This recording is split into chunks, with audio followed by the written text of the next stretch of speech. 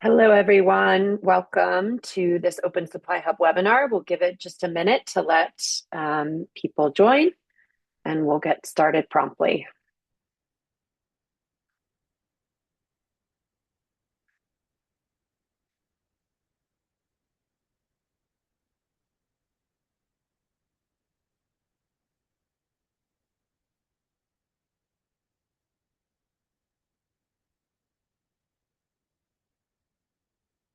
Welcome to those joining. We'll get started in just a second, just letting people join.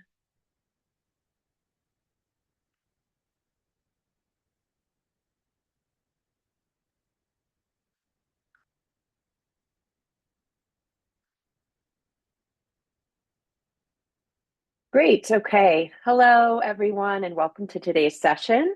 My name is Natalie Grion. I'm the CEO of Open Supply Hub. This webinar is Open by Design, Building a Shared Supply Chain Data Ecosystem. And the goal today is to introduce you to Open Supply Hub's newest initiative, OS Hub Spotlight, the open data ecosystem it enables, and how you can use and be a part of it. We are recording this session and will email all registrants the recording and slides in the next few days. We will not have time today for live Q&A, but if you have questions as we move through, please do drop your questions in the chat or the Q&A box, and my team members, Lauren and Hannah, who are watching, will do their best to reply to everyone. A quick overview of the agenda today. I'll start by zooming out and sharing the vision and design for Spotlight. Then my colleagues Nandita and Griffin will walk through how to use and operationalize Spotlight and share the impact we hope it has on the supply chain ecosystem. And then we'll move into a panel discussion with some of our founding Spotlight partners, who you can see on the screen, discussing why an open data ecosystem is critical for the roles we each occupy in the supply chain data landscape and the change we hope it will bring for everyone. So without further ado, let's dive right in. 7 years ago, a small group of organizations did something quietly remarkable. They started contributing their production location data to a shared open platform called the Open Apparel Registry. And they were showing a shared belief that transparency and connected data is critical to making supply chains safe and sustainable. That platform evolved into Open Supply Hub, and today more than 4,000 organizations have joined that original collective. Together, this community has built what is now the world's largest open map of its kind, spanning millions of production locations across 225 countries and geographies. I've had the privilege of leading this growing organization and community on that journey. And what I've come to understand is that we've built more than a database. Open Supply Hub is truly a network. It links thousands of disparate organizations, each of which made a conscious choice to contribute their data to a broader ecosystem. In making that choice, every one of these organizations has placed their trust in us. And we strive every day to earn that trust by upholding our values: openness, collaboration, determination, and equity, working toward a future where every stakeholder has an equitable seat at the supply chain data table. As our users amassed data on the OS Hub platform, something became very clear very quickly. In addition to opening up basic production location data, we needed the ability to connect the dots. So what do I mean? Right now, if you want more information about your supply chain, emissions data, labor assessments, living wage data, audits, certifications, you have to go on what we've been calling a data scavenger hunt. You have to figure out who has what information and whether that data even applies to the suppliers or the supply chain that you actually care about. Our hope is that with OS Hub Spotlight, this changes. OS Hub Spotlight is a powerful multiplier of what we've already built. Our open data platform and the community of thousands of organizations that built it together now has a layer of connected partner data sitting on top of it.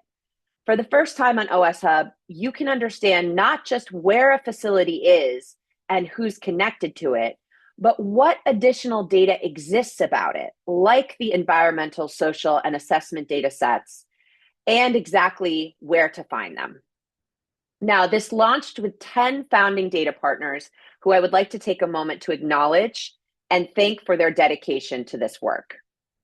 Amfori, Climate Trace, the International Accord, Labor Solutions, the Living Wage Institute, the Social and Labor Convergence Program, ULULA, the Wage Indicator Foundation, Worldwide Responsible Accredited Production, otherwise known as WRAP, and Worldly.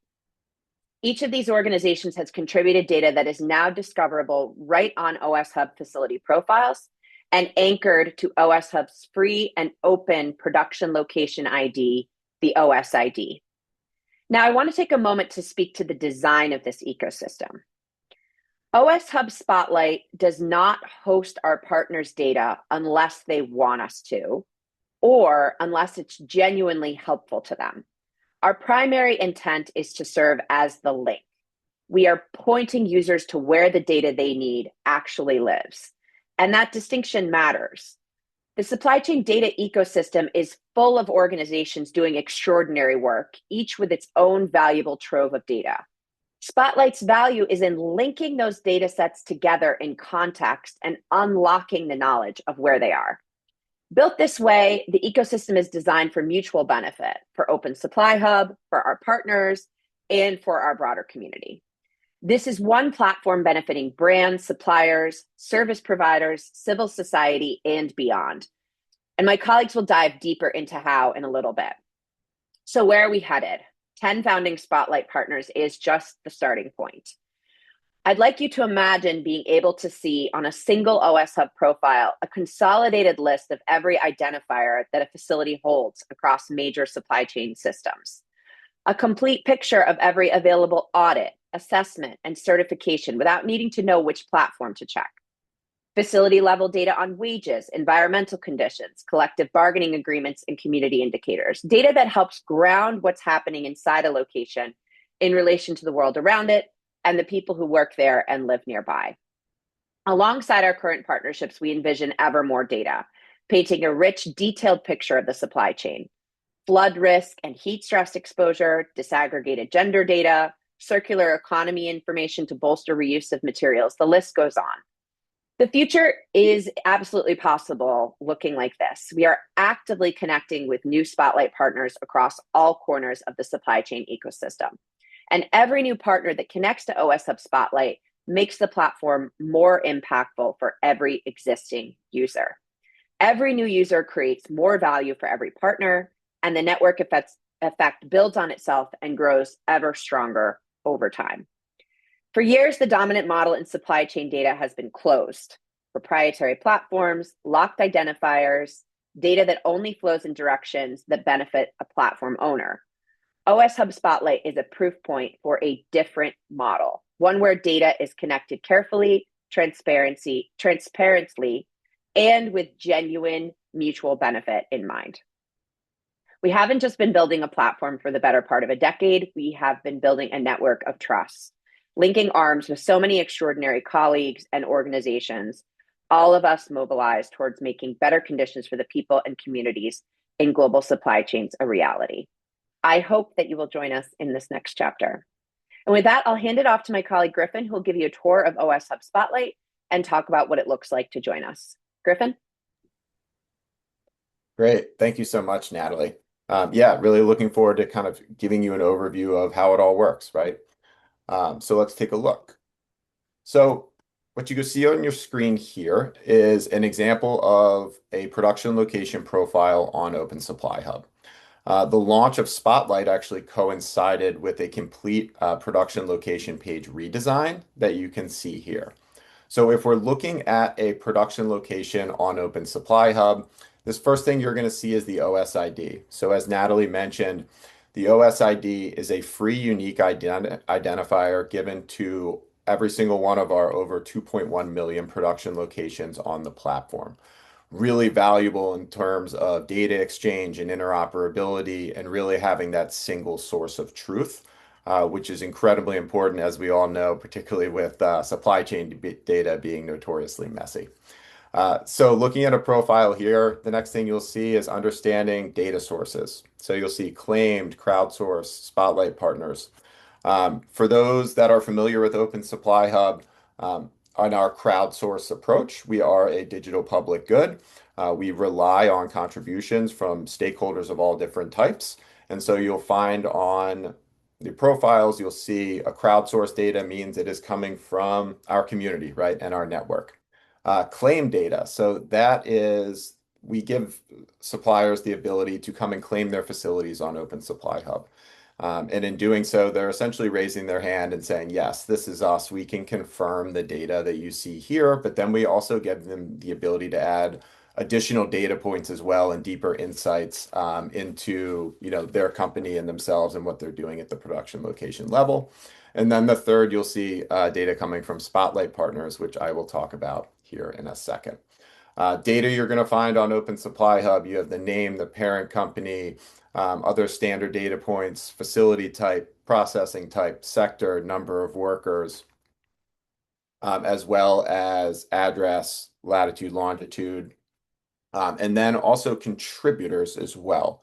So if you're on a profile and you click onto the bottom left here, you're going to see these are all the organizations that have contributed data on this production location. So you'll see it is a mixture of stakeholders of all different types. You have contributions from 30 brands and retailers, civil society, multi-stakeholder initiatives as well. Just really valuable in terms of, if I'm a brand or retailer and I contribute, I want to see who else is connected to my suppliers. Or if I'm sourcing or procurement, being able to see, oh, who are maybe some brands that are similar to ours that use these suppliers or trusted groups.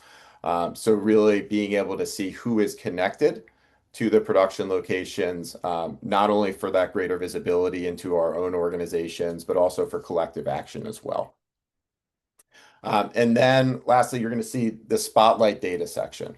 So this is kind of the reason we're all here today, right?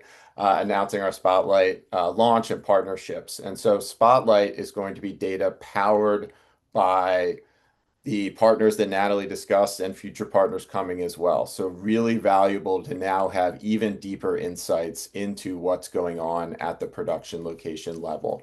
By being able to have access now to data in categories such as assessments and audits, certifications, emissions and energy use, grievance mechanisms, living wage data.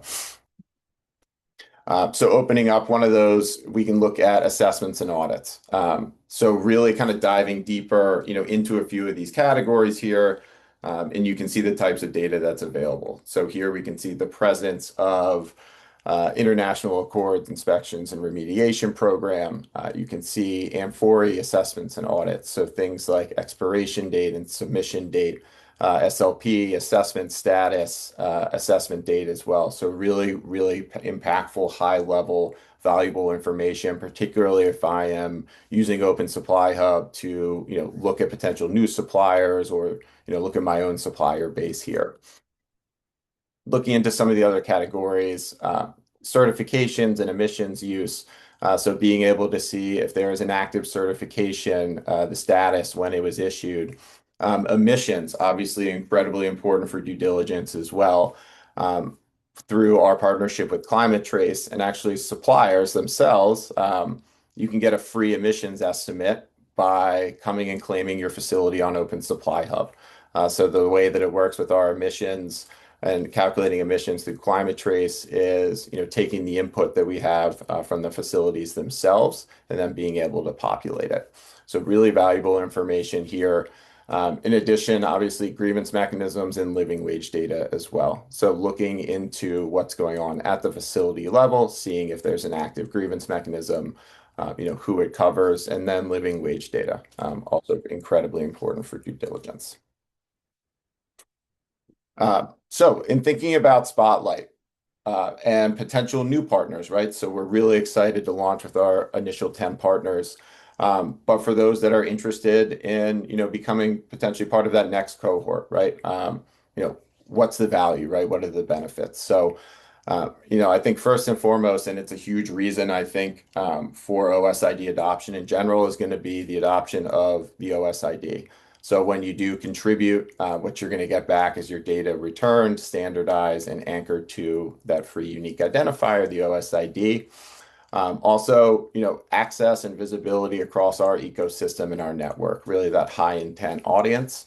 And then, like everything that we do, when you invest in Spotlight and then you invest in Open Supply Hub, you're investing in our data commons that ultimately does service the entire ecosystem.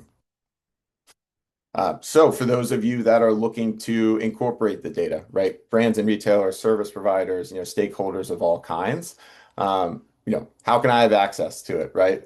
So Open Supply Hub, we are a small nonprofit, and we do have a mixed revenue model. So we rely on a combination of both philanthropic funding, but then also commercial revenue, to fund our operations.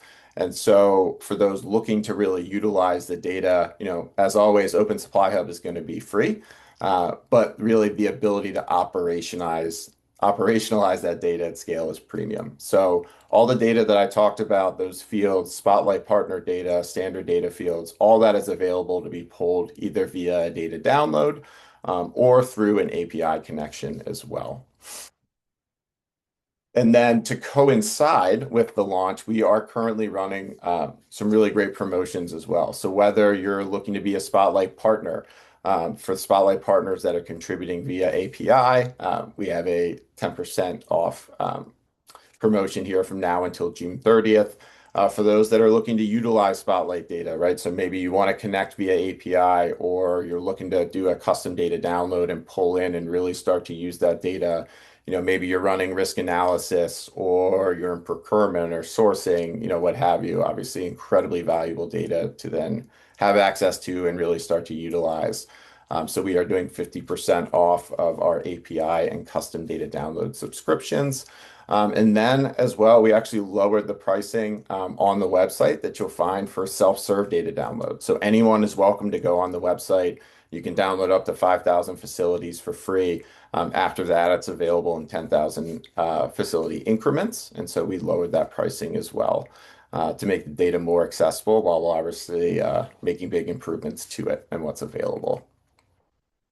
So with that, I want to quickly jump and do a live poll here. So if everyone could take a second, I believe Hannah's going to put something in the chat as well, but you're welcome to use the QR code. And so the poll is, which of the existing Spotlight data categories would you like to see more partners or data added to first? So interested to see here. We'll give everyone a few seconds.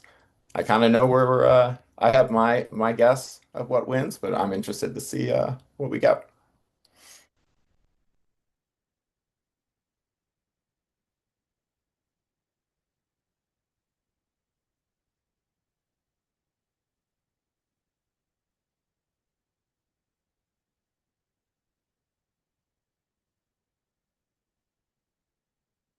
Interesting.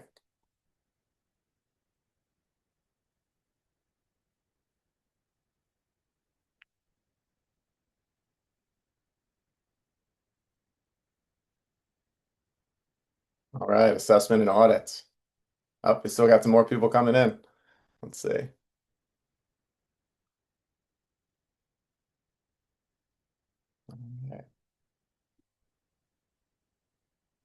Let's see. See if this will populate real quick. All right. So we'll kind of stop the polling there. So interesting. That was going to be my guess in terms of what people wanted to see more of, just based on feedback and conversations we've had here. Very interesting and very helpful for us to know and move forwards with. So let's just see if this. No. Okay. Uh, so with that, I'm going to jump back real quick to the full poll.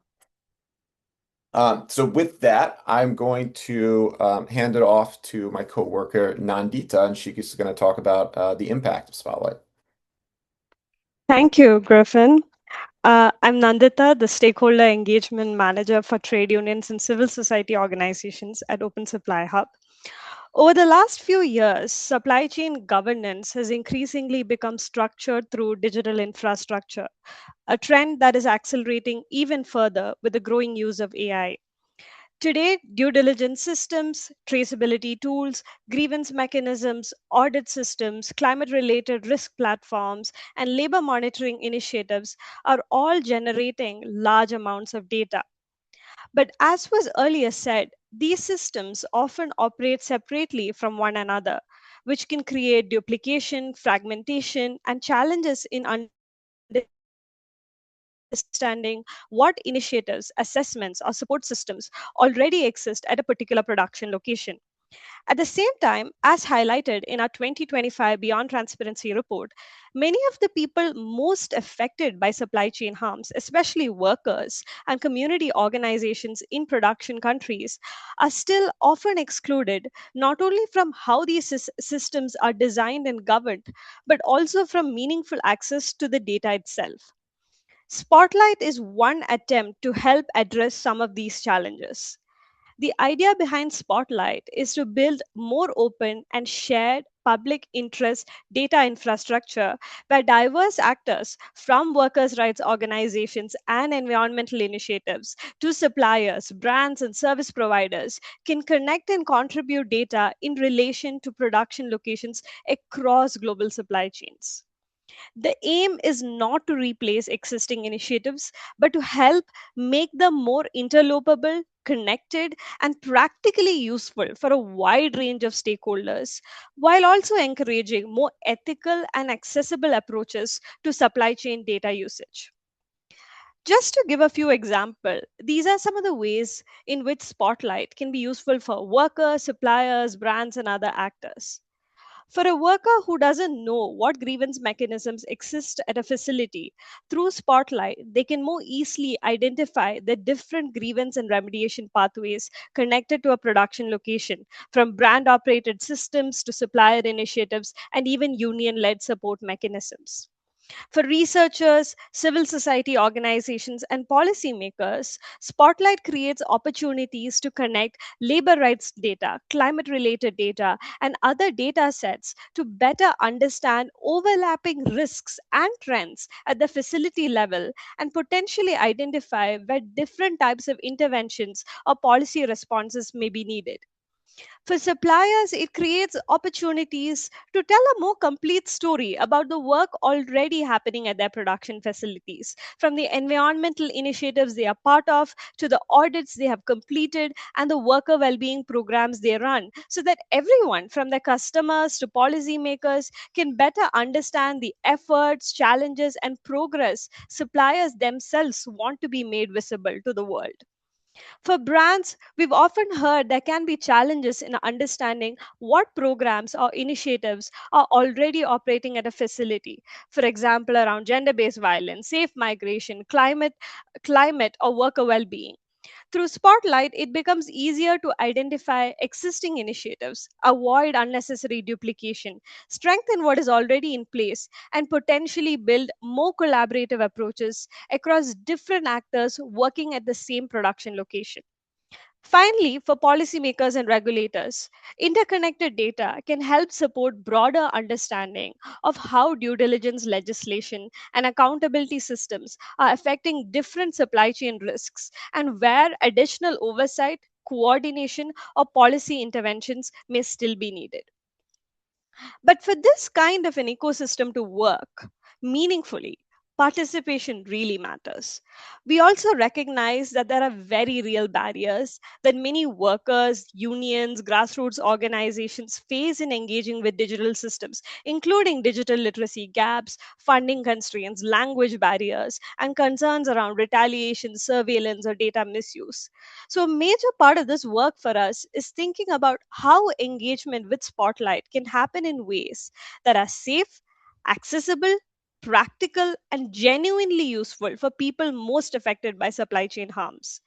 And as some immediate steps from our side, firstly, if you are a trade union, civil society organization, or a researcher interested either in accessing Spotlight data or contributing data into Spotlight, this can be made available free of charge or at a reduced cost. We have a dedicated application form specifically for trade union CSOs and researchers, which will be shared in the chat. Secondly, If you need support around language accessibility, data preparation, or cleaning data sets for contribution, OSAP can work collaboratively to help facilitate participation. Feel free to reach out to us in your own language, and we are very happy to support you. Finally, if organizations are unsure what kinds of information can be safely or meaningfully shared publicly, we're also very happy to support those conversations, including through engagements with our trade union and civil society advisory committee, which brings together people from trade unions and civil societies with significant experience thinking through these questions from a safety, accessibility, and practical participation perspectives. I would like to end by saying that what we are trying to build is not another data platform, but a more collaborative and accessible ecosystem from which everyone, from brands and suppliers to workers and trade unions, can benefit. The goal is to create a more coordinated, useful, and participatory system where different actors can work together to address some of the biggest challenges facing global supply chains today, while also creating shared value, stronger problem solving, and more meaningful engagement across the ecosystem. And with that, I'll hand over to Natalie. Thanks so much, Nandita, and thank you, Griffin, for your presentation earlier. We're now going to turn to the panel portion of our webinar, where you'll get to hear from representatives from 4 of our founding Spotlight partner organizations. To begin, I'm going to ask each of you to share a little bit about your organization and what you hope being a part of Spotlight will unlock for you and your community. We'll start with Dan from Climate Trace. Dan, can you tell us a little bit about your organization? Sure, great. Thanks, Natalie, and thanks everyone at Open Supply Hub. It's really great to be here, really great to be a part of this, and really looking forward to this webinar and what it unlocks. Yeah, I work for the Climate Trace Coalition, and it's a nonprofit coalition of researchers and experts across universities and other nonprofits that are aiming to raise awareness of emissions and also mitigation opportunities, and specifically providing data that are inherently actionable. And part of what makes it actionable is pinning it to an individual facility. You can tie what's actually happening at that facility or at that source location to the emissions that are actually occurring. And just a very crude example that everyone can kind of tie themselves to is you can have the same output. So let's just think of a megawatt of power that's produced in different ways that inherently leads to different emissions. And so you can think of sourcing that megawatt from coal power that has its own emissions characteristics, and you can also source it from solar, and everyone can see that there's a difference there, but what you end up on the other side is still that megawatt of power. And so we tie what's happening to the facility, whether it's what you're burning or what you're doing management wise, and that links to your emissions. And so we can learn from those relationships. And so what provides is the ability to put that type of data into the hands that are making the decisions that would inherently change the outcome, whether it's emissions or these other data sets that we care about. And so Spotlight is putting all that information for the first time really together, and so someone can observe and evaluate the facility kind of wholesale and broadly and characterize them as such.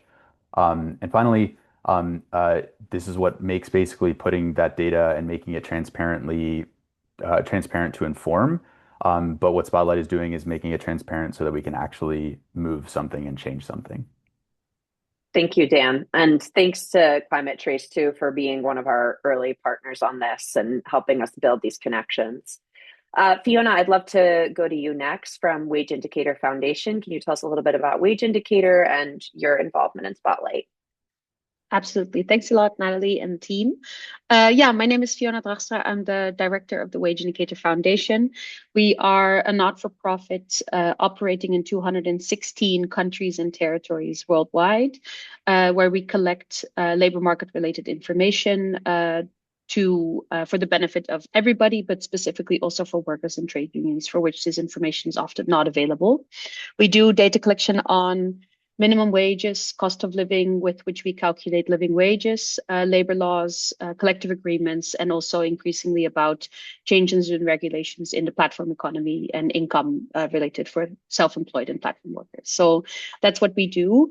In relation to Spotlight, for us, it makes a lot of sense because for us, our big mission is to make labor market information more transparent, and as such, that more labor market information is available for those who need it. And often, I think people come to us for that, but not everybody knows us. So I think for us, one of the big benefits of partnering within Spotlight is that a lot of people that might come to OS Hub first then also think, oh yes, I actually also need to know something about minimum wages. So that it becomes a catalyst of people who don't necessarily were looking perhaps for labor market information specifically, or maybe we're just interested in climate emissions, and then also want to know something about minimum wages. So I think it's a nice catalyst for combining different elements of also due diligence, right? So yeah. Yeah, wonderful. Thank you, Fiona. Avinash, with us from Ulula, please tell us a little bit about your organization's work and your contribution to Spotlight. Sure, thanks, Natalie. So Ulula is essentially we try to be the most worker-centric, technology-driven human rights due diligence solution, specifically for connecting brands directly with the ground truth reality of workers. And we do this through two ways. We call this a worker survey, so surveying workers on their working conditions and any other thematic things that brands may want to know. And obviously then looping back to worker well-being, and to implementing grievance mechanisms at site, which is what we've been working with Open Supply Hub on. So essentially, our work is to connect the buyers to the ground truth reality, and therefore create the transparency between what's happening on the ground and within different layers of the supply chain. So what we contribute to Spotlight is related to the grievance mechanism, and that's which production location has a grievance mechanism that's been set up by Ulula, and since when it's been active. And this really helps us to understand the scale, but also the different kinds of mechanisms available, and where our presence is, and how long that facility has been engaging really with the grievance mechanism. Thanks, Avinash. The GM data is very meaningful to have transparently available, and we're excited to grow in that data section of Spotlight. And James, last but certainly not least, from Worldly, a longtime partner of Open Supply Hub as well. Please, could you share a little bit more about Worldly and your contribution to Spotlight? Thank you, Natalie. Hi, everybody. James Schaefer. I'm the Chief Strategy Officer of Worldly. I'm also on the board of OS Hub, which is quite a privilege and honor. Natalie, you can see the sunshine coming up over my shoulder. I don't get up this early for just any organization. I was going to start with an overview of Worldly, and I'll come back to that perhaps, but I just can't help but point out, OS Hub does a really difficult job on account of multiple industries. This is the type of work that everybody really wants and starts to depend on, but very few people or organizations are willing to do the heavy lift. I mean, this is almost thankless work. So I think just like a big tip of the cap to OS Hub, and that's why Worldly has supported this organization for so long, because not only do we appreciate the work to date, but also see how it really becomes the source of truth for so much high impact work. And so thank you to OS Hub for that work and for this program. I think many people on the call know what Worldly is. This is not a Worldly advertisement. This is about OS Hub today. Generally speaking, Worldly is building a leading sustainability and ESG data and supply chain intelligence platform serving multiple industries. We are deeply rooted in the apparel, footwear, and textile industry, thanks to our friends and partners at Cascale, who created the industry standard Higg Index just to size us in the ecosystem. We are approaching 50,000 different platform participants, which I've been here since the beginning. It really blows my mind. I remember when there were 100. So that spans everyone, obviously from individual factories, but also brands, retailers, verifying bodies, consultants, everybody you can think of is is touching the platform different ways. Very basically, we take raw performance data, mostly from factories. And this is why this OS Hub relationship is so important to us, and we translate that into an intelligence layer that multiple types of companies can use to make, we hope, great decisions about reducing the impact and increasing the diligence in their supply chains. I could go on, but we're here for OS Hub today. Again, OS Hub is really in the source of truth business, and I can't overstate the value of that. We've been partners of OS Hub in supporting functions in various ways for a long time. And the OS ID to me has just become sort of the currency of data in the organization. The data you're collecting doesn't matter if you don't actually know where it's from, if you don't have surety of that knowledge. But this is the next layer, this Spotlight initiative that the OS Hub staff have been outlining. This is a logical extrapolation. And I think it's really important and it's really dimensional. It tells value chain actors, what are the things that an individual manufacturing facility has invested in? That may just sound prosaic, but think about that. If you at a glance know these are 10 different things, standards, tools, certifications that an individual factory has invested in, this is when they did it, this is how it was verified, et cetera, et cetera. And those standards or certifications are things you recognize as an industry. These are the important ones. That becomes an imprimatur of that factory's seriousness, the degree to which that manufacturing facility has their house in order.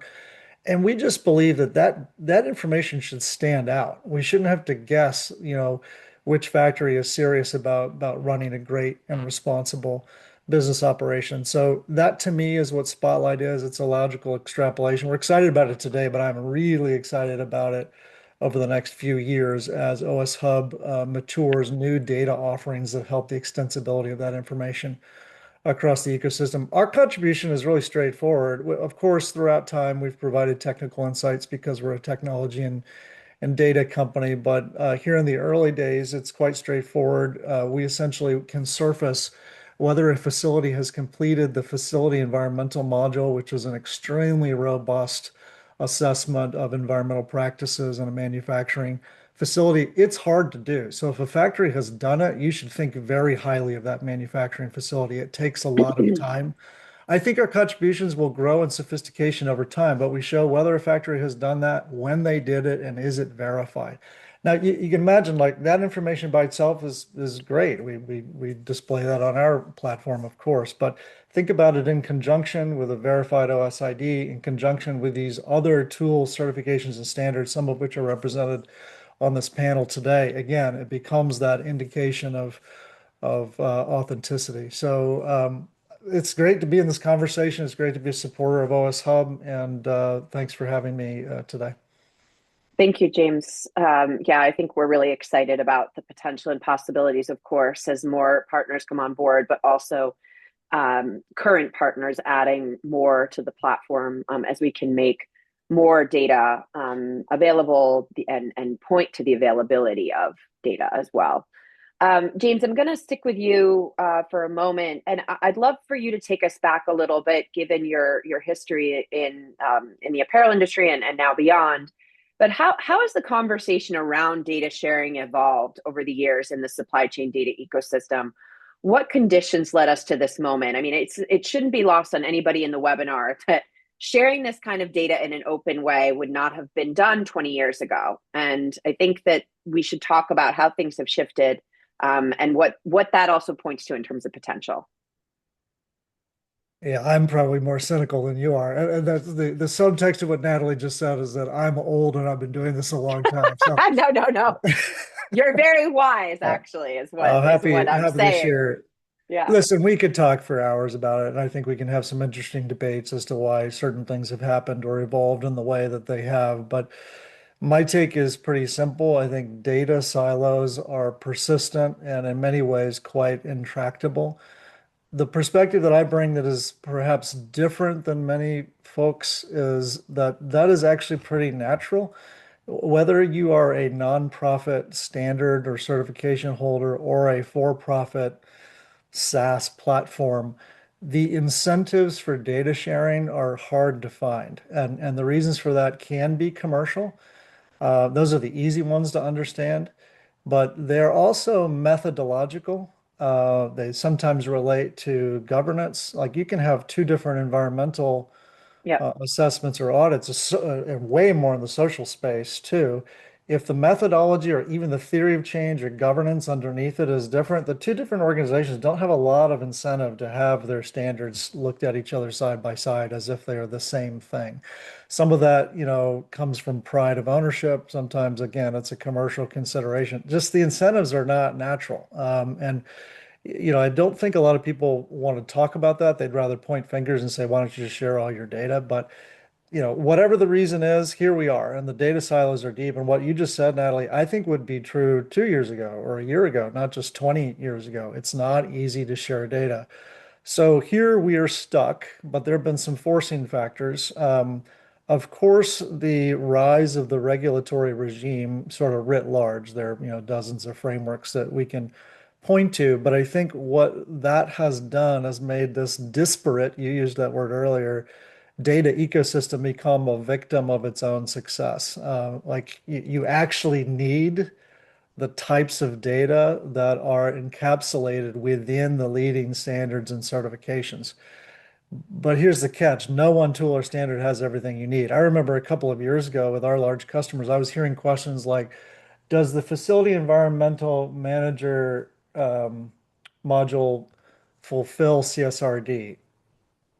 Sort of. It's like asking, does a bicycle fulfill transportation? It's like not quite a quid pro quo question. It's the same for every tool and standard. You actually need the data from a bunch of different places. So this turns into this Yeah. like intractable many to many riddle for your everyday sustainability manager or compliance manager. So there we've been for a number of years, and I would say if it's not for initiatives like the Spotlight program, we'll probably stay stuck there because it takes a civil society organization like OS Hub to make us all feel safe, to give the right amount of data. Like you said, we're not just sending everybody's deepest data all over the world.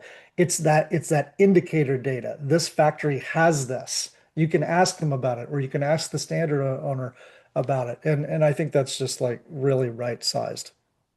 Yeah. Thank you, James. Dan, on the same vein, what's at risk here if an open ecosystem like this doesn't take hold, like what James is describing, right? You need a nonprofit organization like Climate Trace, like Open Supply Hub. What does the future look like if data does remain siloed? Sure. Yeah, I think the biggest risk is that essentially the wrong data or the wrong picture becomes the official picture, or at least can. You allow for when data is siloed, you can allow facilities or whoever wants to tell different stories to different audiences, however it benefits them. And so I'm thinking of it a little bit cynically as well, maybe along the lines of what James was getting at. But you can tell a regulator, an ESG report, or your local community, whomever you want, whatever you want when data is not open and linked. And the point is right. It's not to shame anyone. It's trying to make the full picture available simultaneously, so whoever wants to, can access it. And it goes both ways, right? I'm talking about the bad actors and insinuating that everyone is bad and trying to hide data, but the opposite is true. There are good actors that want to do better and may not have that roadmap to do so. And so there's also the claim, like if you say, "Oh, we got better, we did better," this type of this scenario where it's all siloed, um, putting it all together, it goes from a claim to actually verifiable. Um, and oftentimes in Climate Trace, we talk about co-benefits, and I think that's like very important here. We talk about co-benefits in the sense of you can have emissions of greenhouse gases and other pollutants. And so greenhouse gases have global effect, global impact. They're seen over long periods of time, somewhat abstract to certain audiences. But then you have other pollutants that can be emitted from the same exact action that are only really felt. You can see it, you can smell it, you're breathing it in. It's impacting you right at the fence line of that facility. That's a completely different audience, but at the same time, you can kind of link those two molecules that are being emitted to essentially the same source. And so when we talk about co-benefits, it's trying to mitigate one gas ends up mitigating another gas. But the same is true across a facility, different dimensions. You can start talking about wages, efficient energy efficiency, workers' conditions, all these things are inherently linked.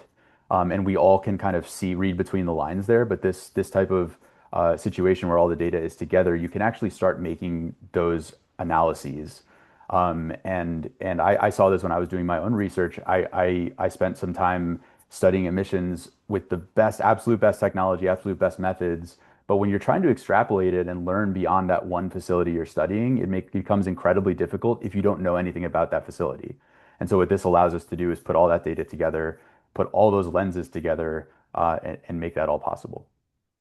Yeah, thank you, Dan. I love the picture you're painting of the co-benefits. It truly paints a picture of this enabling almost a catalytic really response when you're able to see all these different data sets together and what can flow from that.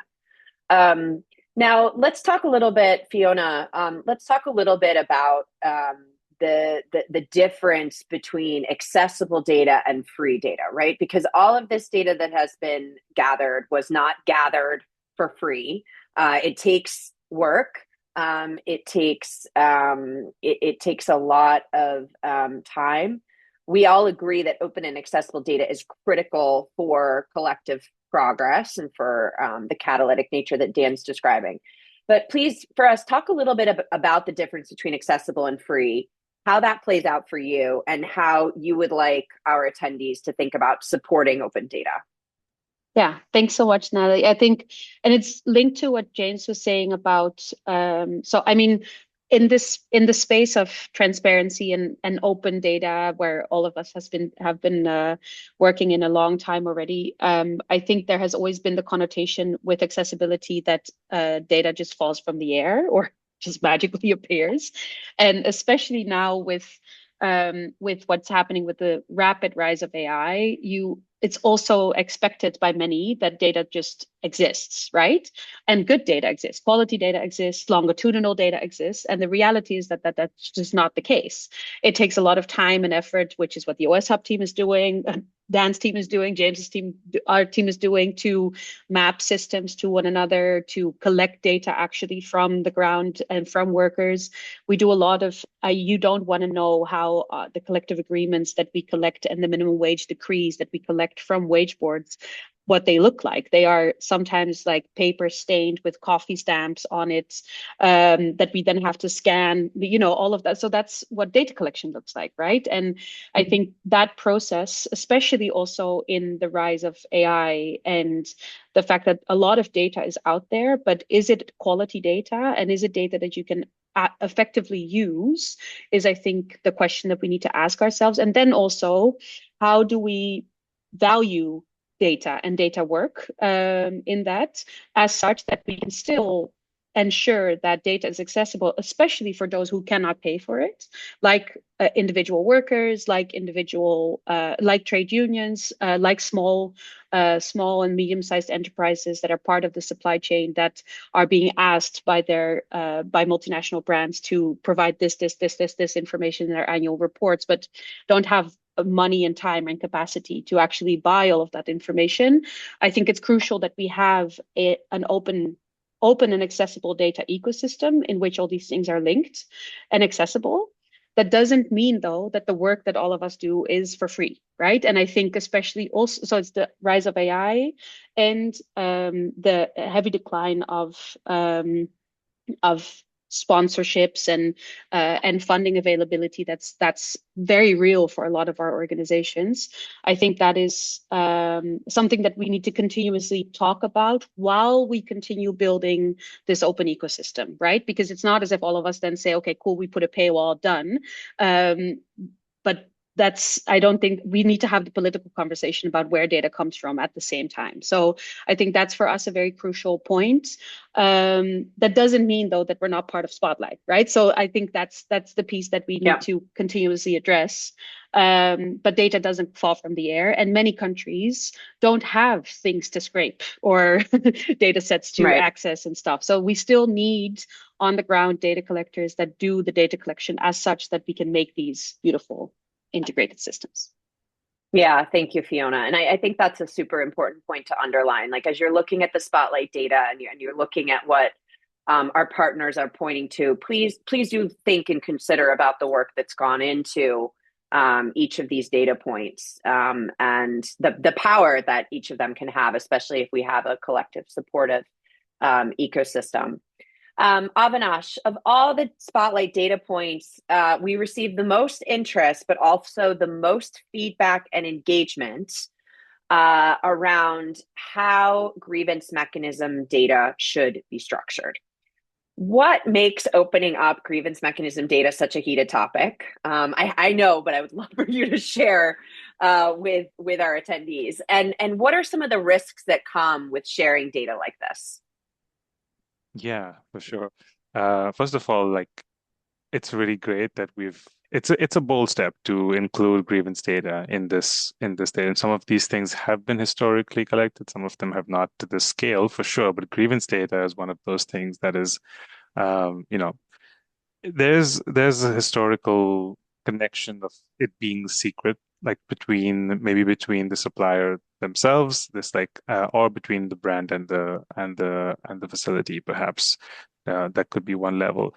But I think that there's a few things here to consider because transparency is what we're obviously going for here to some extent, and transparency is shaking up the status quo in some sense. So people want to then understand what are the guardrails and what are the safety features that we have, because by nature, the existence of a grievance mechanism, and this is kind of what James was saying before, like the fact that something exists there should not be the secret. Now, what is happening and which workers are involved and what are the problems raised, that's a conversation we can have, and that's more sensitive data, right? So that's why the way that we structure it is really important. The way that we structure the transparent part of the data is really important because one thing that we've found at Ulula from years, and I'm sure everyone can logically understand, is that um,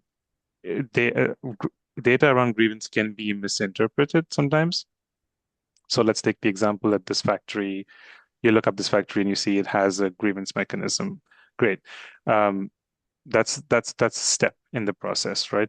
For the workers. It's not the end. It's like we don't know what happens behind that. Like, for example, we assume that green is good, let's say so, but in the real world, like a silent factory is not a well-functioning one. Actually, the existence of a lot of noise and a lot of workers' voices, complaints, actually means that a grievance mechanism is functioning, that workers have the ability to speak up.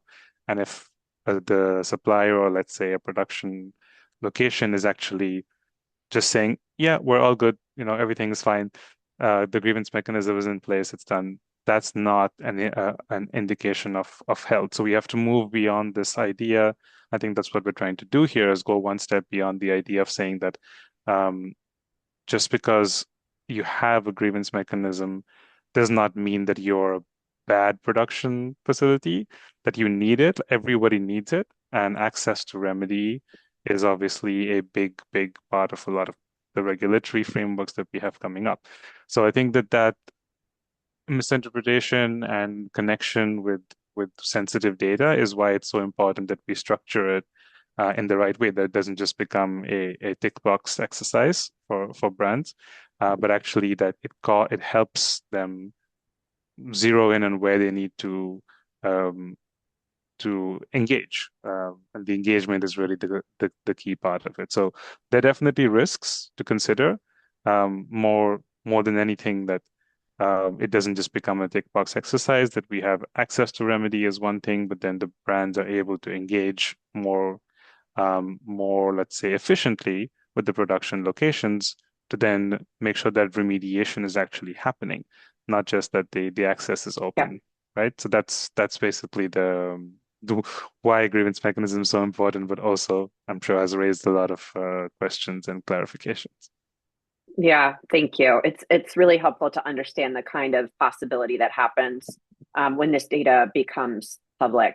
I'm going to try to fit in a rapid fire set of last questions for our panel.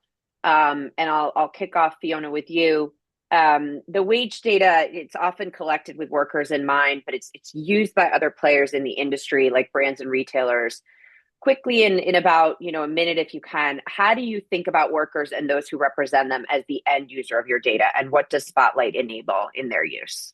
Yeah, I think it comes down a bit to what I said earlier, is that often this data is not accessible for them because it's either behind a paywall, or they didn't know, or it's not there at scale as such that they can compare it. So, and they often, especially if you look at trade unions, for them, it's often very useful to have data that they can compare with others in such that they can inform their negotiations. So if you can look at this at scale, especially at facility level or at production level, where you guys have where the OS sub ID is at, with what we see happening across many supply chains, that there's factory relocations and what happens there.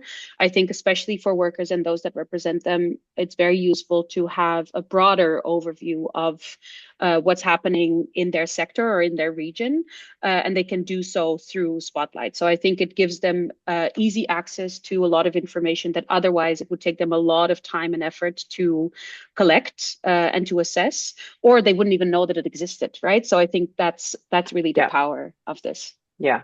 Thank you, Fiona. And in that same vein of use cases, Dan, what transparency is further catalyzed when emissions data is linked to specific facilities? Sure. I think the responsibility and also the credit gets linked to that facility, right? Gets a contact. It doesn't, it moves from, this sector is doing better to specifically this facility is kind of leading that effort. And what that looks like in practice is if you're a producer of something and you're doing a very good job, whatever that means to someone who's sourcing your product, it pushes other producers if they understand kind of what that really means, like what are they doing differently to lead this effort. That then requires them to match that, to fight for that same source material. What this allows for, right, is it provides the scoreboard to be able to do that. These success stories basically become a pathway for other facilities to do this. And again, it moves from a conversation of the sector is improving to this facility is leading that effort. Fantastic. Thank you. And Avinash, again, in the same vein of a use case, can you share a type of accountability that becomes possible when brands are aware that a GM exists at a supplier? Yeah, for sure. The most easy one is basically the commercial accountability, right? So the brands can kind of see, can back up the supplier certifications, or like in our case, an EcoVadis rating or any other kind of assessment with the data from an actual grievance mechanism. So they can see, yes, with the OS hub, that exists. This is where it is, this specific production facility. But then they can engage further and make that loop around to make sure that they're covered from a risk perspective, but also from an impact perspective. So it really ties everything together. Great, thank you. And James, there's a lot of different use cases for Spotlight, some that have just been named. Is there one type that Worldly is particularly finding promising that unlocks collaboration?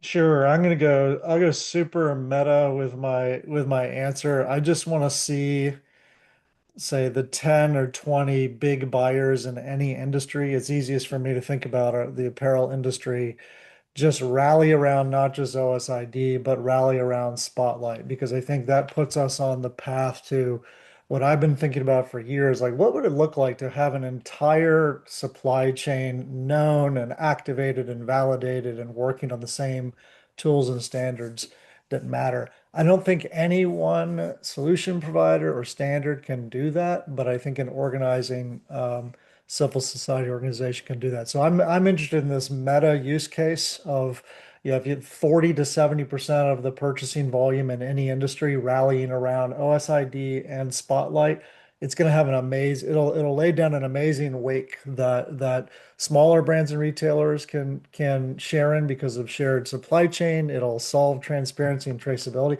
Like, I love the traceability and transparency. Startups and early stage companies are all friends of mine, but they take so much energy trying to identify factories. Like, if all that energy was spent on network diligence and product compliance, we'd be way ahead of where we are today. So that's the use case I'm most interested in. Thank you, James. Yeah, and hopefully some of our attendees on the call will hear the rallying cry that we're giving them and join. That's my meta use case too. It's exciting. We are at time. Thank you, my panelists who really brought everything to life. And thank you to everyone who's attended. Again, we've recorded this and we'll share it. Please become a Spotlight partner if you're listening. Reach out to explore data sharing facilities if you're on board. Reach out to us, claim your profile, and use the data. Please visit OS Hub Spotlight today. Take a look. We shared about how you can access it and pull down some of this data for your use. Also, as I think our panelists illustrated, we really are here to work with everyone in industry. So please share your feedback. That's how Spotlight came to be, was feedback from organizations who use OS Hub and help shape what this can become. And finally, please join our community, our open ecosystem. Stay connected with us on LinkedIn, our newsletter, and on our website. All right, with that, thank you so much, everyone. Have a great rest of your days and evenings, and we'll see you soon.